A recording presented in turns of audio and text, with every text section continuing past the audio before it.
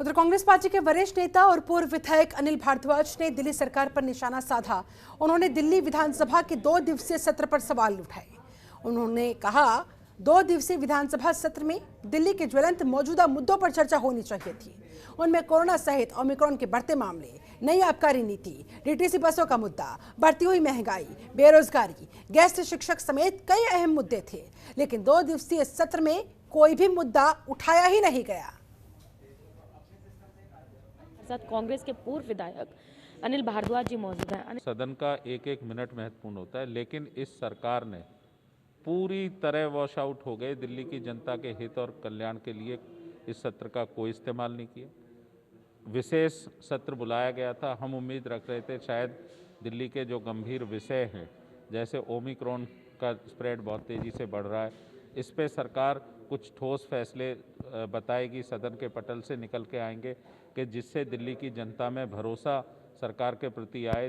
कोविड-19 की दूसरी लहर में जिस तरह से बड़ी संख्या में लोगों को जान माल का नुकसान हुआ, शायद सरकार कुछ अच्छा बोलेगी, सदन से निकल के आएगा कि हमने ये इम्प्रूवमेंट किया है, मेडिकल फैसिलिटीज़ को बढ़ाया है, इतने बेड बढ़ाए हैं, इतने, लेकिन एक शब्द भी चर्चा उस पर कोरोना के वेरिएंट या कोरोना की स्थिति पे नहीं हुई। दूसरा, यहाँ RWA लगातार आंदोलनरत है, कांग्रेस लगातार आंदोलनरत है, बीजेपी भी विरोध कर रही है, दिल्ली की आम जनता विरोध कर रही है नई आबकारी नीति का, और उस पर भी कोई चर्चा सदन में नहीं आई। 20,000 टीचर 22,000 टीचर रोज आंदोलन रहते हैं, मुख्यमंत्री के घर के बाहर भी बैठे, शिक्षा मंत्री के बाहर भी बैठे, उन पे भी एक शब्द सरकार का नहीं आया। आप बेरोजगारी के लिए कह रहे हैं कि हम 10 लाख रोजगार गोवा वालों को या उत्तराखंड वालों को देंगे। उत्तराखंड में तो रेवेन्यू का स्थिति बहुत सुदृढ़ नहीं है। हम ये पूछना चाहते हैं कि दिल्ली का 2 दिन का ये महत्वपूर्ण सदन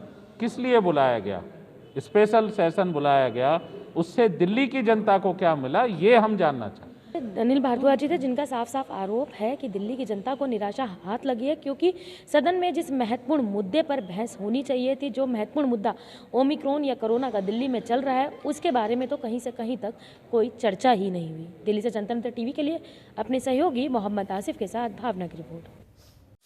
खबरों के निष्पक्ष विश्लेषण के लिए सब्सक्राइब करें जनतंत्र TV and press the bell icon. Never miss any update.